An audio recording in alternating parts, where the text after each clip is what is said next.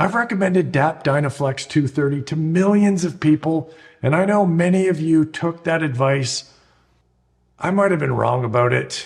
There is a chance this is not the best caulking when it comes to caulking trim work, but we're going to find out today which one is. I've got the top 8 products in North America that pros use when it comes to caulking trims.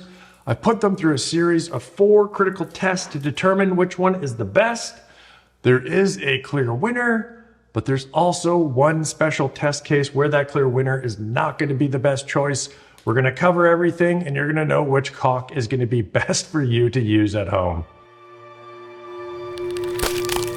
If your caulk can't flex, it is going to crack. This is the #1 factor when it comes to a good caulk. If it fails here, it doesn't stand a chance. Let's start off with the 2 best performers. That's going to be the Big Stretch and the Dynaflex 230. You can see after being on this wax paper for a week, the beads have incredible stretch. The Big Stretch gets a perfect 5 out of 5 and the Dynaflex 230 a 4 out of 5. Now let's move to the next tier, the usable middle ground. We've got the 1050 QD, the 950A, the Powerhouse, and the SureMax. They've all got decent flex here. They're not exceptional, but they will get the job done in most circumstances. They all fall in that 2.5 to 3.5 range. Now let's take out the trash. The Sherwin-Williams 850A and the DAP Alex Plus. These are stiff, these are crumbly, these have no flexibility whatsoever. Honestly, these products should be illegal for trim work. If anything shifts whatsoever, they're going to crack and they're going to fail. For that reason, I'm just going to eliminate them from this video right now.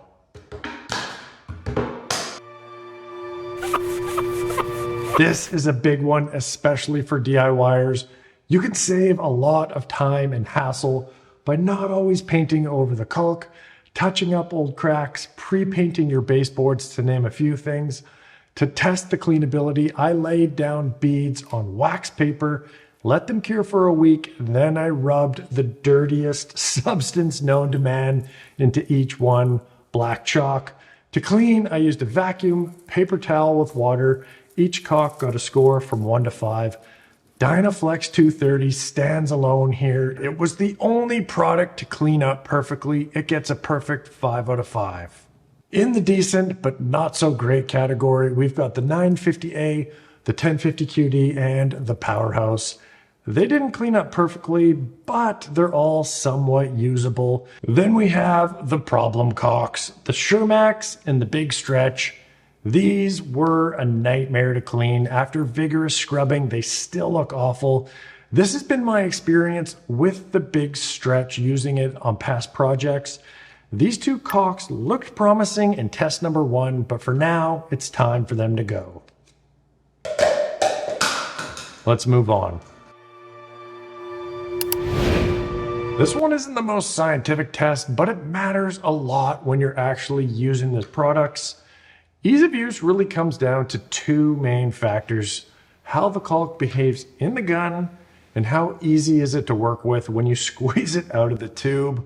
First, let's talk about the drip test. When you let go of the trigger on a dripless gun, sometimes with different caulks, they keep oozing out of the end. With the Dynaflex 230 and the 1050 QD and Powerhouse, they all pass this test perfectly. You let go, there's no drip. The 950A had a little bit of ooze out. Not a crazy amount, but enough to be annoying. Next, I tested out how they actually feel when you're running a bead and smoothing it out with your finger.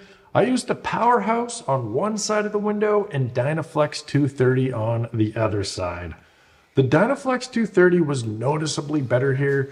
A little easier to squeeze out, more of a buttery feel when you're smoothing it out, and the inside corners were a little bit easier to clean up. The Powerhouse did just fine, but it's a little stiffer on the squeeze out, and that's also true of the 950A and the 1050 QD. So based on that, the Dynaflex gets a perfect 5 out of 5. The Powerhouse and the 1050 QD each get a 4, and I knocked down the 950A to a 3. That little bit of ooze out is really annoying when it comes to doing big jobs.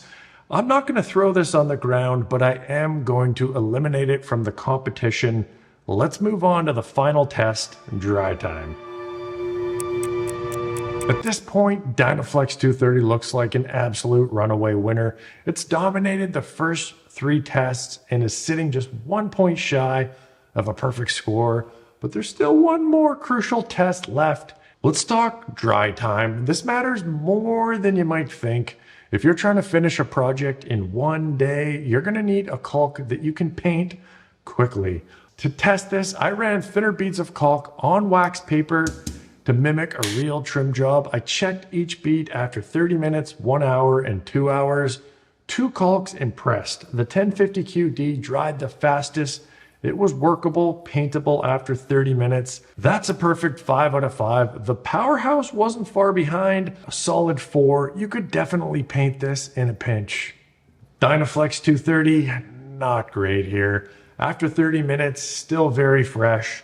After 1 hour, tacky. After 2 hours, barely ready. You might be able to get away with painting it. It gets a 2 out of 5 here. Not great if you're on a tight timeline. So what's the overall verdict? The Sherwin-Williams 1050 QD and the Powerhouse are going to be your best bets for any kind of a 1-day job.